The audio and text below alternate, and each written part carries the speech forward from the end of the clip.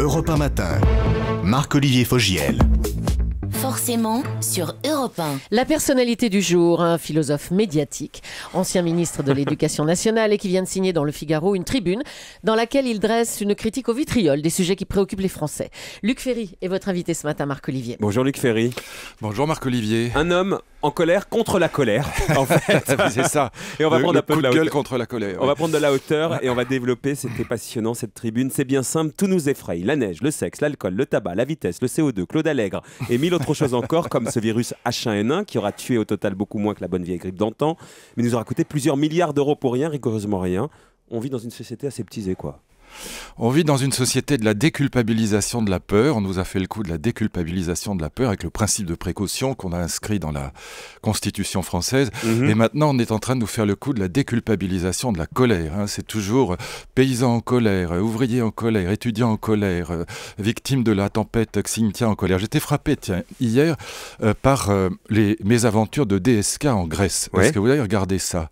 Et je regardais Dominique Strauss-Kahn s'en expliquer sur une chaîne américaine, d'ailleurs dans un anglais parfait comme toujours, et racontait qu'au fond, il comprenait très bien la colère des... on en a parlé à 8h tout à l'heure avec des Grecs, mais qu'en même temps, en gros, ce qu'il disait, ils sont en colère contre le dentiste, mais pas contre la carie, quoi. Si on leur impose une cure d'austérité, c'est parce que c'est le seul moyen de sauver l'économie grecque. Donc, la colère, c'est un sentiment terrifiant parce qu'il empêche de voir la lumière, c'est-à-dire qu'il empêche de comprendre ce qui se passe.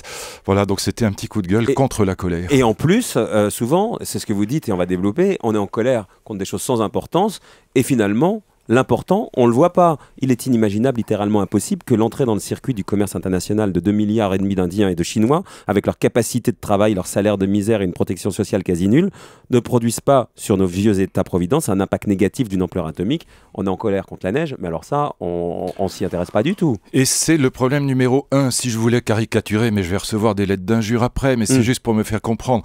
Le problème aujourd'hui, c'est pas les riches, c'est les pauvres. Je veux dire par là que le problème, c'est pas de mettre Madame Bettencourt en Suisse. Le problème, c'est que on a en effet 2,5 milliards d'Indiens et de Chinois miséreux, c'est-à-dire avec des salaires de misère, sans protection sociale, c'est ça le problème.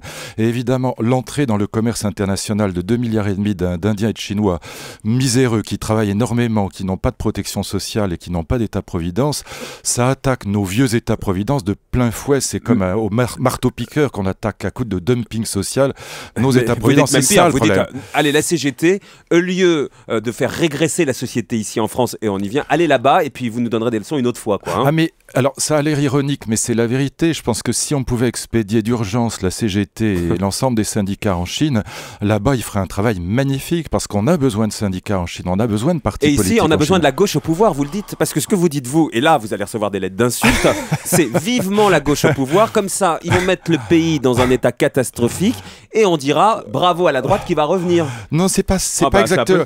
Non, c'est pas tout à fait ça. Non, c'est simplement que je me souviens très bien qu'en 1983, souvenez-vous, il y a eu un tournant, ce qu'on a appelé le tournant à gauche, c'est-à-dire le tournant de la rigueur. Alors le président Mitterrand ne voulait pas dire qu'il allait faire une politique de rigueur, il interdisait à ses ministres de prononcer le nom rigueur, mais en fait il y a bien eu un tournant qui a été assumé par Pierre Mauroy, qui a d'ailleurs joué un rôle extrêmement positif dans cette affaire et qui a été très responsable, qui a été un grand politique. Eh bien je pense aujourd'hui, bien que je sois un républicain de droite, que je crois qu'il va être nécessaire pour des raisons pédagogiques, pour que les gens comprennent ce qui se passe, qu'il y ait un retour de la gauche au pouvoir. Moi, je souhaiterais que ce soit plutôt un homme raisonnable qui revienne. Comme DSK, donc. Oui, ou Hollande. Moi, j'aime beaucoup Hollande. Bon, mais qu'il y ait ce moment pédagogique pour que les gens comprennent que c'est pas Sarkozy et Fillon ou DSK qui sont méchants, mais c'est la réalité qui est dure. Vous dites pire, vous dites vivement qu'ils reviennent comme en 83. Ceux qui la soutiennent comprennent enfin que le problème de la gauche, qui soutiennent la gauche, que le problème aujourd'hui ne vient pas des nantis, mais paradoxalement de la cohorte innombrable des miséreux qui réclament leur place à la table du festin général, ceux qui se servent au passage, quoi. Voilà. Et j'ajoute qu'ils ont évidemment raison. Si j'étais chinois ou indien, je me battrais contre l'Europe. Et donc on a là vraiment quelque chose qui va attaquer dans les 10 ans qui viennent nos États-providence et à quoi il faut réfléchir.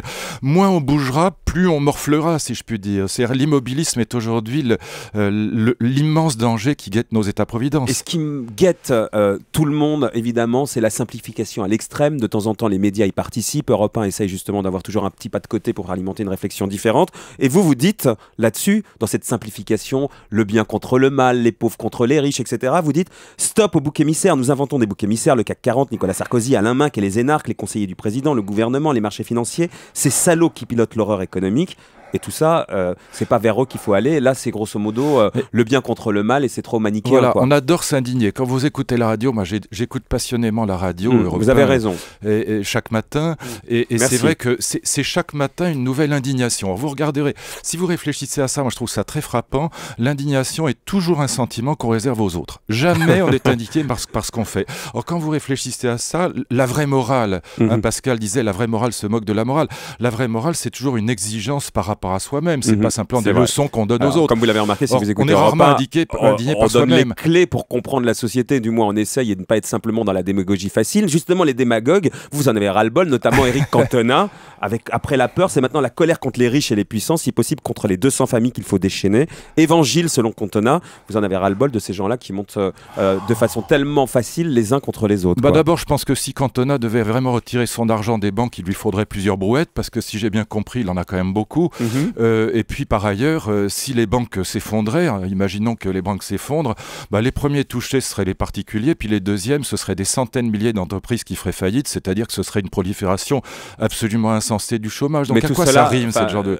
Donc il faut vraiment qu'on commence à réfléchir. Mais grosso modo, Cantona, on en a beaucoup parlé, mais il y a cette certaine démagogie aujourd'hui en 2010, et l'objet de la tribune c'est aussi ça. Stop à la démagogie, vive la réflexion et à la nuance. Finalement, quand on lit tout, c'est la nuance, quoi. Voilà, et puis c'est surtout cette espèce de haine des élites qui est en train de se développer. Au fond, Éric Cantona représente bien ça, mais quelqu'un que j'aime bien par ailleurs, Jean-Luc Mélenchon, représente bien ça quand il écrit son livre Qui s'en aille tous. Mais moi j'ai envie de lui dire, Jean-Luc, attends, fais gaffe. T'as été ministre, t'as été député, tu as été sénateur. Quand tu critiques les élites, tu te tires une balle dans le pied. Mais ça fonctionne, c'est un créneau aujourd'hui. Voilà, mais il faut faire attention à ça, parce que au fond, on va critiquer DSK exactement comme on critique aujourd'hui Fillon ou Sarkozy. D'ailleurs, ils sont exactement sur la même ligne. DSK est juste un petit peu plus à droite que Fillon et Sarkozy, mais il faut arrêter de plaisanter. Mais évidemment, voilà, il est juste un peu plus bourgeois. Mais c'est évident. Donc, mais en même temps, on voit bien que sur le plan économique, ils sont exactement sur la même ligne. C'est-à-dire Sarkozy qui l'a nommé là-bas, ou en tout cas qui l'a fait élire là-bas. Et donc, il faut arrêter, il faut réfléchir à ce qui se passe aujourd'hui. Bien sûr, il y a encore des différences droite-gauche, mais il faut bien voir que le vrai problème, c'est la mondialisation. C'est pas Fillon et Sarkozy, c'est pas DSK. Le vrai problème, c'est la mondialisation, et il faut qu'on l'attaque de plein fouet, ce problème. Pour terminer, oui, non, simplement. Oui, optimiste ou pessimiste? Enfin, pas oui, non, un mot, optimiste ou pessimiste? Le mot de Bernanos, un optimiste est un imbécile heureux, un pessimiste est un imbécile malheureux. Alors j'essaye d'éviter les deux et d'essayer d'être lucide, ça me suffit largement. Merci de votre lucidité. Merci à vous. On aura terminé notre premier trimestre en élevant le niveau grâce à Luc Ferry. Merci beaucoup.